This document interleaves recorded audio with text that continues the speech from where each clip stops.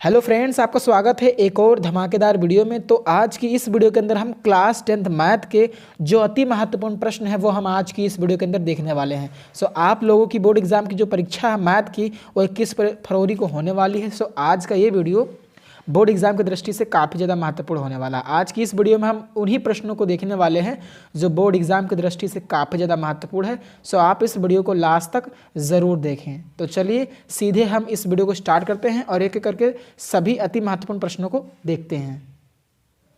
तो पहला प्रश्न आपकी स्क्रीन पर यह है कि सिद्ध कीजिए कि कॉसेक थीटा माइनस काट थीटा का होल वर्ग बराबर 1 माइनस कॉस थीटा बटा 1 प्लस कॉस थीटा। ये क्वेश्चन बोर्ड एग्जाम की दृष्टि से काफ़ी ज़्यादा महत्वपूर्ण है और ये कई बार बोर्ड एग्जाम में पूछा गया है। तो इस बार के बोर्ड एग्जाम के लिए काफ़ी ज़्यादा महत्वपूर्ण है। आपको इसको अच्छे से तैयार करके बोर्ड एग्जाम में जाना है। ये काफ़ी ज़्यादा महत्वपूर्ण प्रश्न है। तो चलिए देखते हैं कि हम इस क्वेश्चन को कैसे करेंगे। तो आपको पता है कि ये मेरा बायां पक्ष है और ये मेरा क्या है, दायां पक्ष। यानी ये LHS है, यानी लेफ्ट हैंड साइड है, और ये क्या है, राइट हैंड साइड है। अगर आप LHS लेंगे तो आपको RHS लाना पड़ेगा, और अगर आप RHS लेते हैं तो आपको LHS लाना पड़ेगा। ये आपको पता होना चाहिए। तो क्या करेंगे, हम किसी एक साइड को यानी किसी एक पक्ष को लेंगे और दूसरा पक्ष उससे लेकर आएंगे। तो हम लिखते हैं बायां पक्ष लेने पर ये वाला पक्ष लेंगे और इससे ये वाली चीज़ हमको लानी है। तो चलिए लिखते हैं बायां पक्ष लेने पर, बायां पक्ष लेने पर, बायां पक्ष लेने पर। तो चलिए हम बायां पक्ष ले लेते हैं और इसको अच्छे से सॉल्व करते हैं। और कॉसेक थीटा माइनस काट थीटा का होल वर्ग, ठीक है, ये मेरा क्या है, बायां पक्ष। अब हमको इससे ये वाली चीज़ लानी होगी। तो चलिए इसी को अब हम सॉल्व करते हैं कि कैसे सॉल्व हो सकता है। और आपको यहाँ पर देखिए, अब इसको देखिए कैसे सॉल्व करना है। बस यही चीज़ है कि ये कैसे सॉल्व होगा, और ये चीज़ प्रैक्टिस से आती है। प्रैक्टिस करेंगे आप, ऑटोमेटिक आपके अंदर ये चीज़ आ जाएगी। तो आपको पता होगा कि कॉसेक थीटा जो होता है वो क्या होता है, साइन थीटा का उल्टा होता है। यानी इसको हम 1/sin थीटा लिख सकते हैं। 1/sin थीटा क्या होता है, कास थीटा होता, कॉसेक थीटा होता है। ये आपको पता होना चाहिए। तो कॉसेक थीटा जो होता है वो साइन थीटा का क्या होता है, उल्टा होता है, और साइन थीटा जो होता है वो कॉसेक थीटा का उल्टा होता है। अर्थात कॉसेक थीटा बराबर क्या होता है, 1/sin थीटा होता है। ये आपको पता होना चाहिए। और कॉट थीटा का फार्मूला क्या होता है, वो होता है कॉस थीटा बटे कितना होता है, साइन थीटा होता है। ठीक, अब ये होल वर्ग लगा है ऐसे, यानी स्क्वायर लगा है तो हमने स्क्वायर लगा दिया। तो क्या करना है, मैंने यहाँ पे केवल फार्मूला रखा है, आपको भी ऐसे करना है। तो मैंने सबसे पहले क्या किया, यहाँ पे फार्मूला रख दिया। तो अब देखते हैं आगे क्या होगा। मैंने कुछ नहीं किया, बस फार्मूला रख दिया। अब इसके अंदर जो है ये एक भिन्न बन रही है। अब आपको क्या करना है, इस भिन्न को हल कर लेना है। तो साइन थीटा और साइन थीटा का जो लघुत्तम हो जाएगा वो साइन थीटा ही हो जाएगा। और आपको ये भी पता है कि अगर हर बराबर है तो ऊपर वाली चीज़ को ऐसे लिख लिया जाता है। ये भिन्न हल करने का नियम होता है कि अगर नीचे हर बराबर है, एक जैसा है, तो उसको हम नीचे लिखते हैं, बाकी ऊपर वाली चीज़ को ऐसे उतार लेते हैं। ये होता है भिन्न हल करने का नियम। तो चलिए बस हो गया। अब देखिए ये क्या हो गया, 1 माइनस कॉस थीटा बटा साइन थीटा, ये पूरे का क्या है, होल वर्ग है। इसको हम ऐसे भी तो लिख सकते हैं, 1 माइनस कास थीटा का होल वर्ग बटा साइन थीटा का होल वर्ग। बात तो वही है, ये सब पर था ना, यानी ये जो वर्ग है इस पर भी है और ये वाला वर्ग इस पर भी है। तो हम इसको ऐसे भी लिख सकते हैं। तो चलिए ये हो जाएगा 1 माइनस कॉस थीटा का होल वर्ग। अब देखिए इसको हम कैसे लिख सकते हैं, ये हो जाएगा साइन थीटा का वर्ग होता है साइन वर्ग थीटा, साइन वर्ग थीटा ये होता है। ये आपको पता होना चाहिए। अब यहाँ पे क्या करना है, केवल आपको एक सूत्र लगाना है। चूँकि आपने एक फार्मूला पढ़ा है कि साइन वर्ग थीटा और धन कास वर्ग थीटा बराबर कितना होता है, 1 होता है। ये आपने पढ़ा है। तो यहाँ से अगर हम साइन वर्ग थीटा का मान निकालें तो क्या हो जाएगा, 1 ऋण कास वर्ग थीटा। तो बस इसी वैल्यू को उठाकर इसमें रख देना है। चलिए तो ये हो गया 1 माइनस कॉस थीटा का होल वर्ग बटा साइन वर्ग थीटा के जगह पर हम क्या रख देंगे, 1 माइनस कास वर्ग थीटा। ये कहाँ से आया, ये यहाँ से आया। चूँकि हमको पता है कि साइन वर्ग थीटा प्लस कास वर्ग थीटा बराबर 1 होता है। तो यहाँ से अगर हम साइन वर्ग थीटा का मान निकालें तो 1 ऋण कास वर्ग थीटा हो जाएगा। तो बस ये हमने रख दिया। अब देखिए इसमें क्या करना है। तो अब देखिए यहाँ पर इसको हम ऐसे भी लिख सकते हैं, 1 माइनस कास थीटा का होल वर्ग बटे, इसको हम ऐसे नहीं लिख सकते हैं, इसको ऐसे लिखा जा सकता है 1 प्लस कास थीटा और into 1 minus cos theta, 1 minus cos theta. इसको हम ऐसे भी लिख सकते हैं। क्यों ऐसे लिख सकते हैं वो भी मैं आपको दिखा रहा हूँ। आप जब इसको इससे गुणा करेंगे तो ये ऊपर वाली चीज़ यही आ जाएगी। आप जब इसको इससे गुणा करेंगे तो हम इसको ऐसे भी लिख सकते हैं, तो इसको क्यों हमने ऐसा लिखा कि अगर आप इस वाली चीज़ को अगर इससे गुणा करेंगे तो यही वाली चीज़ आ जाएगी, तो इसलिए हम इसको ऐसे भी लिख सकते हैं। अब देखिए ये 1 माइनस कॉस थीटा है और ये 1 माइनस कॉस थीटा का होल वर्ग है, तो एक पावर जो है वो कट गई, तो ऊपर क्या बचा मेरा, ऊपर मेरा बचा 1 माइनस कॉस थीटा, नीचे क्या मेरा बचा 1 प्लस कॉस थीटा। तो यही हमको जो था वो लाना था कि कासेक थीटा माइनस का काट थीटा का होल वर्ग हमको कितना लाना था, 1 माइनस कास थीटा बटा 1 प्लस कॉस थीटा। हमको बस यही चीज़ जो है वो सिद्ध करनी थी, तो ये हमारा आ गया, यानी हैज़ प्रूव्ड। देख लीजिए, आपको दिखा देता हूँ कि हमको यही चीज़ जो है वो प्रूफ करनी थी कि सिद्ध कीजिए कि ये वाली वैल्यू इसके बराबर है। तो बेसिकली हमने देखे कैसे किया, इसकी वैल्यू रख दी यहाँ पे और इस तरीके से करते चले आए हैं और ये यहाँ पे हो गया। इस तरीके से हमने छोटा सा फार्मूला लगा दिया और ये यहाँ पर आ गया। तो इस तरीके से आपको इस क्वेश्चन को करना है और ये क्वेश्चन बहुत ही ज़्यादा महत्वपूर्ण है इस बार के बोर्ड एग्जाम के लिए। तो आपको क्या करना है, इसको अच्छे से तैयार कर लेना। चलिए दूसरे प्रश्न की ओर बढ़ते हैं। और दूसरा प्रश्न आपकी स्क्रीन पर यह है कि उस बिंदु के निर्देशांक ज्ञात कीजिए जो बिंदुओं ऋण 1,7 और 4,3 को मिलाने वाले रेखाखंड को 2:3 के अनुपात में जो है वो विभाजित करता है। तो ये प्रश्न भी ये निर्देशांक ज्यामिति से और काफ़ी ज़्यादा महत्वपूर्ण प्रश्न है। तो चलिए इसको देख लेते हैं कैसे सॉल्व करेंगे। तो इस बार के बोर्ड एग्जाम के लिए ये भी बहुत ही ज़्यादा महत्वपूर्ण है। तो पहले हम सवाल को समझ लेते हैं, उसके बाद लगाते हैं। पहला आपको करना क्या है, पहले सवाल को समझना है, उसके बाद करना। अगर आप समझ गए कि सवाल कह क्या रहा है तो सवाल तो लगना है, ये है, बस आपको पहले समझना है। चलिए समझ लेते हैं कि दो बिंदु है, एक ये बिंदु है और एक ये बिंदु है, ठीक। एक मैंने ए मान लिया, एक मैंने बी मान लिया। दो बिंदु है और उसके निर्देशांक दिया ऋण 1,7 है और 4,3 है। पहले आप समझिए क्वेश्चन को। तो दो बिंदुएं हैं, एक ये है और एक ये है। कह रहा है कि उस बिंदु के निर्देशांक ज्ञात करिए जो इन दोनों एक ये बिंदु को मिलाने वाली जो रेखा है इसको क्या करती है, 2:3 में विभाजित करती है। यानी हमें उस बिंदु, यहाँ पे मैंने कोई बिंदु मान लिया और इसके कोऑर्डिनेट मैंने मान लिया, यानी निर्देशांक मैंने मान लिया x, y। सवाल ये कह रहा है कि उस बिंदु के निर्देशांक ज्ञात करिए जो बिंदु a और b को मिलाने वाली जो ये रेखा दिख रही है उसको 2:3 में बांटती है। तो हमें इसी के निर्देशांक ज्ञात करना है। आपको सवाल समझाना चाहिए, यानी सवाल बस यही कह रहा है ये बिंदु A है और ये बिंदु B है, इसको मिलाने वाली ये क्या है, AB रेखा है। इसको क्या कर रहा है, बिंदु P जो है वो 2:3 में विभाजित कर रहा है। तो बस इसी के निर्देशांक ज्ञात करना है। बस आपको सवाल समझ लेना है। सवाल अगर आपको समझ में आ गया तो सवाल लग गया। ये क्या है, AB रेखा है, ये क्या है, बिंदु P है, इसको क्या कर रहा है, 2:3 में विभाजित कर रहा है। तो हमें बस उसका निर्देशांक ज्ञात करना। चलिए देख लेते हैं इसको हम कैसे सॉल्व करेंगे। तो देखिए हमें जो दिया है, हमें दिया था ये बिंदु दिया था, उसको ये इतने अनुपात में विभाजित करता है। तो हमें इसका निकालना है। तो हमने क्या कर लिया, मान लिया। हमने माना क्या, उसको नहीं देखना, वो ऐसे आपको यहाँ पर लिखना है। सबसे पहले आपको क्या लिखना, माना बिंदु P के निर्देशांक x, y है, क्योंकि हमें नहीं पता तो हमने मान लिया x, y। अब इसमें क्या है, आपको एक छोटा सा फार्मूला लगाना है, अंतः विभाजन सूत्र इसमें लगेगा। तो लिखते हैं अंतः विभाजन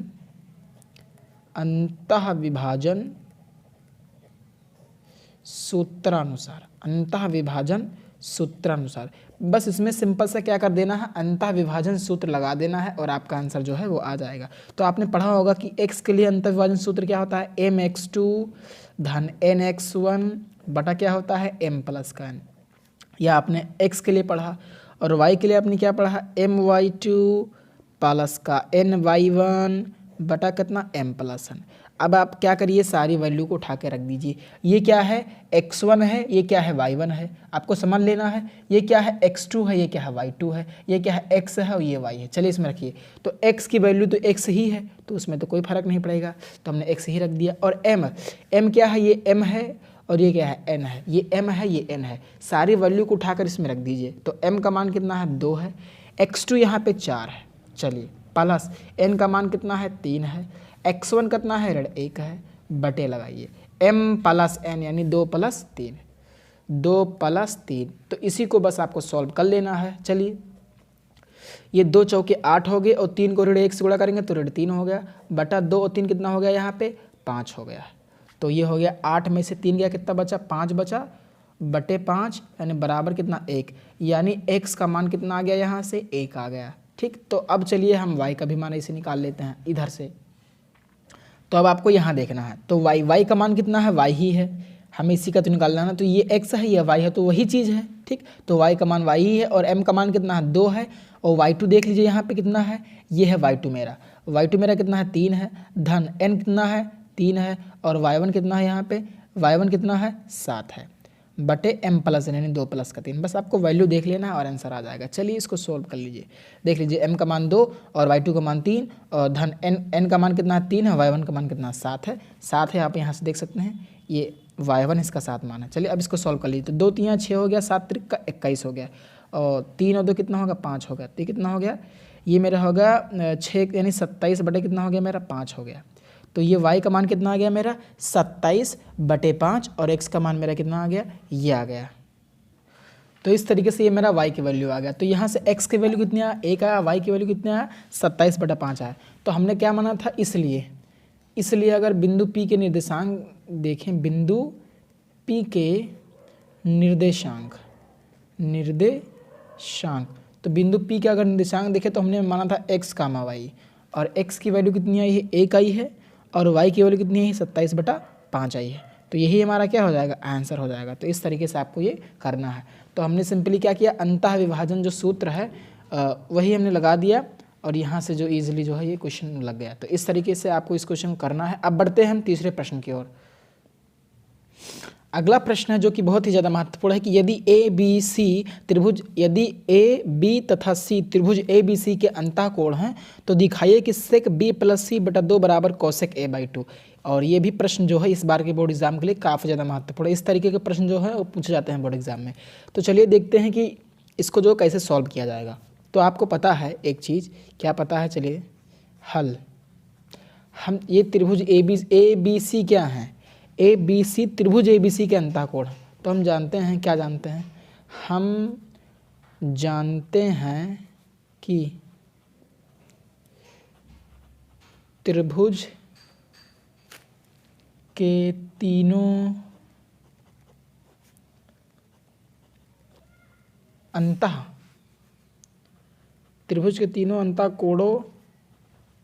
का योग क्या होता है 180 डिग्री होता है। यानी अंतःकोण कहा है और हमको ये प्रूफ करना है। तो हमको एक चीज़ पता है, वो क्या है कि त्रिभुज के तीनों अंतःकोणों का योग कितना होता है 180 डिग्री होता है। यानी कोण ए धन कोण बी धन कोण सी बराबर कितना होगा 180 होगा कि नहीं होगा। इसको हम ऐसे भी लिख सकते हैं ए प्लस बी प्लस सी बराबर 180 डिग्री। इसमें अंतःकोण की कंडीशन बताया है तो हमने अंतःकोण ही लिख दिया। और हमें एक चीज़ पता है, वो ये है कि त्रिभुज के तीनों अंतःकोणों का योग कितना होता है 180 डिग्री होता है। तो अब हम इस क्वेश्चन को कैसे सॉल्व करते हैं, अब देखिए आपको, यानी हमने लिख दिया a प्लस बी प्लस सी बराबर 180, हमने इतना ही लिखा है। अब देखिए इसको कैसे सॉल्व किया जाएगा। तो अगर यहाँ पर हम b प्लस सी का मान निकालें तो वो क्या हो जाएगा 180 ऋण क्या हो जाएगा ए हो जाएगा नहीं। और अगर देखिए अब क्या करेंगे इसमें, ये मैंने इतना किया, अब आपको करना क्या है कि दोनों पक्षों में 2 से भाग दे देना है। 2 से भाग दे देना, क्यों देना है वो आपको भी आगे पता लग जाएगा। चलिए लिखते हैं दोनों पक्षों में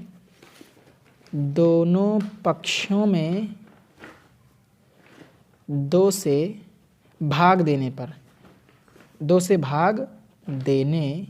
पर तो जब 2 से भाग देंगे तो ये क्या हो जाएगा मेरा b प्लस का c बटा 2 हो जाएगा।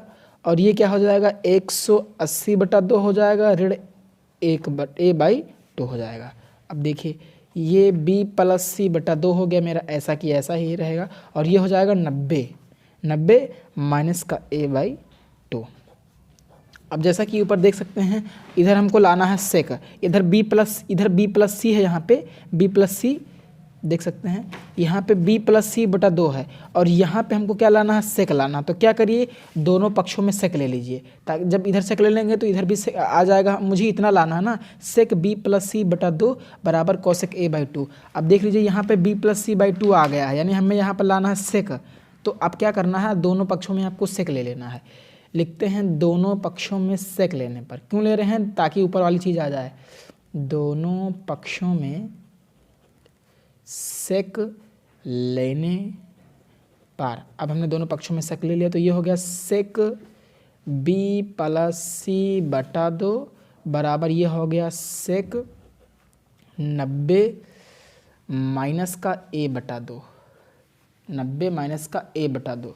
अब आपको एक चीज़ पता होनी चाहिए, वो क्या है? चूँकि आपने पढ़ा होगा कि सेक 90 माइनस थीटा क्या होता है, सेक 90 माइनस थीटा जो होता है वो होता है कॉसेक थीटा।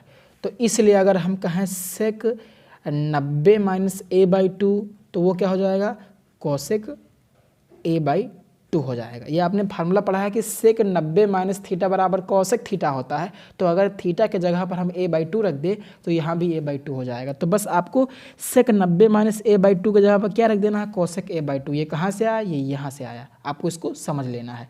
तो इसलिए ये क्या हो जाएगा, सेक b प्लस का c बटा 2 बराबर सेक 90 माइनस a/2 कितना हो जाएगा, कॉसेक a/2।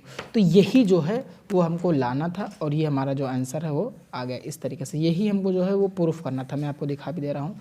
तो बस आपको यहाँ पे लिख देना है हैंस प्रूव्ड, हैंस प्रूव्ड। आप देख सकते हैं हमको यही लाना था, सेक b प्लस c/2 बराबर कितना, कॉसेक a/2। तो बस हमने सिंपल सा ये वाली चीज़ लगाई, त्रिभुज के अंतःकोणों का योग कितना होता है, 180 डिग्री होता है, और यहाँ से जो है ये चीज़ बिल्कुल आसानी से आ गई। तो इस तरीके से आपको इस क्वेश्चन को करना है। अब बढ़ते हैं नेक्स्ट क्वेश्चन की ओर। अगला प्रश्न आपकी स्क्रीन पर यह है कि k का मान ज्ञात कीजिए यदि बिंदु 8,1 k,4 और 2,5 जो है वो संरेखी हैं। तो यहाँ से हमको जो है वो k का मान ज्ञात करना है। तो अब हम देखते हैं कि इस क्वेश्चन को कैसे सॉल्व करेंगे। ये क्वेश्चन भी बहुत ही ज़्यादा महत्वपूर्ण है, तो इस तरीके से प्रश्न भी बोर्ड एग्जाम में आता है। देखते हैं हम इसको कैसे सॉल्व करेंगे। तो बस आपको क्या है, छोटा सा कॉन्सेप्ट पता होना चाहिए। वो कॉन्सेप्ट क्या है कि संरेख की कंडीशन आपको पता होनी चाहिए। कोई बिंदु जो है वो संरेख कब होता है, संरेखी की कंडीशन क्या होती है, कोई बिंदु संरेखी तब होता है जब क्या होता है, त्रिभुज का जो क्षेत्रफल है वो क्या हो, त्रिभुज का जो क्षेत्रफल है वो 0 हो। ये एक शर्त होती है कि अगर कोई 3 बिंदु दिया है और उसका आपने त्रिभुज का क्षेत्रफल निकाला, वो अगर 0 आ गया, इसका मतलब क्या है, वो संरेख है। तो हमें शर्त ये बता रहा है कि k का मान ज्ञात करिए यदि ये तीनों बिंदु क्या हैं, संरेखीय हैं। तो अगर ये तीनों बिंदु जो हैं वो संरेखी हैं तो इसका क्या मतलब है, इसका मतलब ये है कि इसमें त्रिभुज का क्षेत्रफल क्या है, 0 है। तो चलिए बस यही शर्त हमको लगा देनी है। तो हम जानते हैं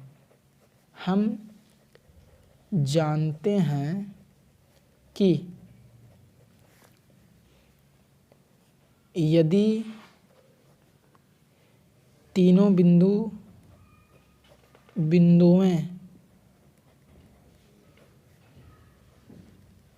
संरेखी हों, तब हम जानते हैं कि जब तीनों बिंदु ए बी सी जो होते हैं वो संरेखी होते हैं, तब क्या होता है, त्रिभुज का जो क्षेत्रफल होता है वो क्या होता है, 0 होता है। त्रिभुज का क्षेत्रफल जो होता है वो क्या होता है, 0 होता है। यानी अब सवाल जो है वो इसी शर्त से लगेगा। ये समझ लीजिए संरेखी कहा तो इसका मतलब आपको एक शर्त दे दिया गया है, अब उससे आपको k का मान ज्ञात करना। चलिए और बस इसमें फार्मूला लगा दीजिए। आपको पता है त्रिभुज का क्षेत्रफल क्या होता है, 1/2 x1 ब्रैकेट में y2 ऋण y3 धन x2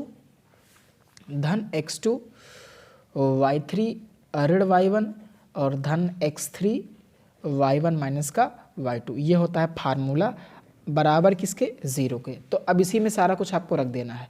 देख लीजिए ये क्या है मेरा, ये है x1, ये है y1, ये क्या है, ये x2 है, ये है y2, और ये क्या है x3, ये है y3। अब इन्हीं सारी वैल्यू यानी मान को इसमें आपको रख देना है। चलिए रख देते हैं और इसको हल कर लेते हैं।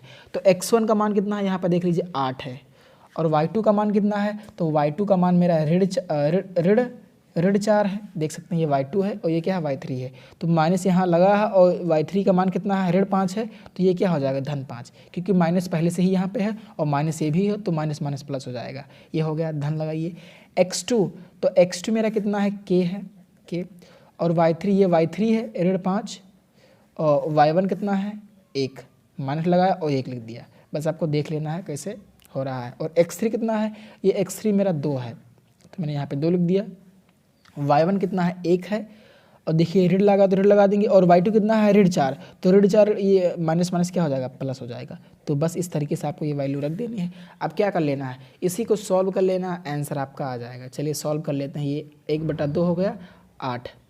अब देखिए ये -4 है, उसमें +5 ऐड करेंगे, जोड़ेंगे तो कितना हो जाएगा, 1 हो जाएगा, नहीं -4 में अगर 5 जोड़ेंगे धन करेंगे तो 1 बचेगा, धन लगाइए के, और -5 और -1 -6 हो गया आपका। और ये देखिए होगा 2 गुणे 1 + 4 यानी 1 धन 4 कितना हो गया, 5 हो गया, बराबर कितना, 0 के। तो ये हो गया मेरा 1/2, ये हो गया मेरा 8, ये हो गया -6 के हो गया, इसको गुणा कर दिया अंदर, और ये हो गया +10 बराबर कितना, 0। अब 1/2 से अंदर गुणा कर दीजिए, तो ये हो जाएगा 8 गुणे 1/2, ये हो जाएगा 6 के गुणे 1/2 हो जाएगा +10 गुणे 1/2 हो जाएगा, बराबर कितना, 0 के। तो 2 चौके कितना हो गया, 8, काट लीजिए, 4 बचा यहाँ पे, और ये हो जाएगा 2 3, यानी ये ऋण 3 के बचा, और धन ये क्या हो जाएगा, 5 बराबर 0, 2 पंचे 10। तो अंदर गुणा कर दिया इस तरीके से। तो देखिए ये क्या हो गया, ये +4 है और +5, ये -3 के पहले लिख लिया, और +4 +5 कितना हो गया, +9 बराबर कितना, 0। तो -3 के बराबर कितना, ये +9 इधर आएगा तो -9, और ये माइनस से माइनस कट जाता है। तो यहाँ से अगर हम के का मान निकालेंगे तो 9/3 या 3 त्रिक 9, यानी के का मान कितना आ गया, यहाँ से 3 आ गया। तो इस तरीके से के का मान जो है वो निकाल लेंगे। तो इस तरीके से आपको जो है वो इस क्वेश्चन को सॉल्व करना है। बहुत ही इजी क्वेश्चन था, बस आपको केवल शर्त लगा देनी है और जो आंसर है वो इजीली आ जाएगा। तो इस तरीके से आपको इस क्वेश्चन को जो है वो सॉल्व करना है। तो आशा करता हूँ कि आपको ये वीडियो पसंद आएगा। वीडियो पसंद आए तो वीडियो को लाइक करें, और यदि चैनल पर नए हैं तो चैनल को सब्सक्राइब करें। धन्यवाद।